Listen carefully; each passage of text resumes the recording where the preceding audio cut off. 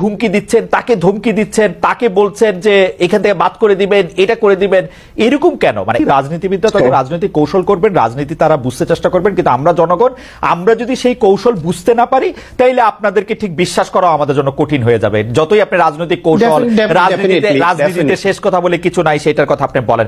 যেমন জনাব সার্জিস আলমকেও অনেকে বিশ্বাস করাটা কঠিন কিনা সেই প্রশ্ন তুলছেন, যখন আমরা দেখেছি কয়েক বছর আগেও সার্জিস আলম যেরকম কথা বলেছেন, কয়েক মাস আগে যেরকম কথা বলেছেন, কয়েক দিন আগে যেরকম কথা বলেছেন, কয়েক ঘন্টা আগে যেরকম কথা বলেছেন, সেই কথা তার পাল্টে যাচ্ছে।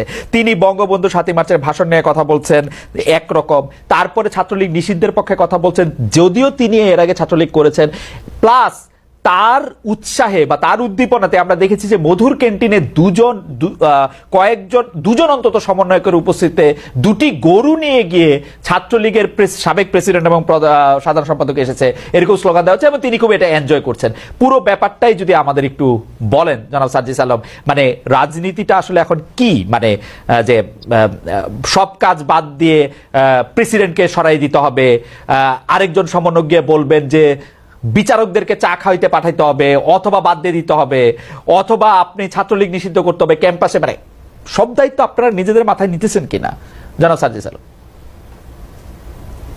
দেখুন, প্রথম কথা হচ্ছে সব দায়িত্ব আমরা নিজেদের মাথায় নিতেও পারবো না, সেটা নেওয়া সম্ভব না, এবং আমরা মনে করি যে এটা আসলে সমীচীন না।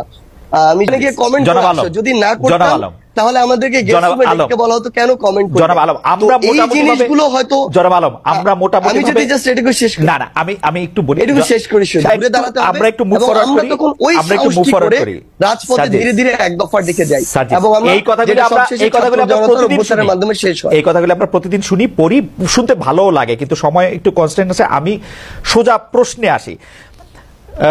কেউ কেউ আমাকে বলেন যে আপনারাও যে জায়গার থেকে আপনি এসছেন, ছাত্রলীগের যে রাজনীতির কথা আপনি বলছিলেন, যে অত্যাচার নিপীড়নের কথা বলছিলেন, সেই অত্যাচার নিপীড়নের আমরা সরাসরি সাক্ষী, আপনাকে আর এটি মানে ব্যাখ্যা করে না বললেও চলবে, আপনি নিশ্চয়ই জানেন।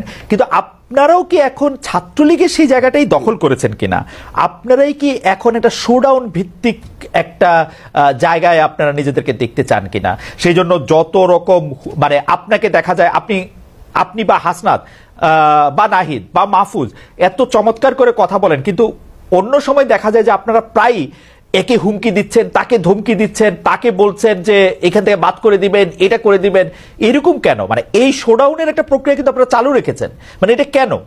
মানে এরকম না হইলে আমরা যারা আপনাদের সাবজেক্ট আছি আমাদেরকে আপনারা শাসন করতে পারেন না, মানে আপনাদের একজন প্রভুর জায়গায় যাইতে হয়, ছাত্রলীগ আওয়ামী লীগের মতোই, বা সায়ন থেকে যখন বলবো তখন বলবো বিএনপি বা তার সহযোগী সংগঠনের মতোই।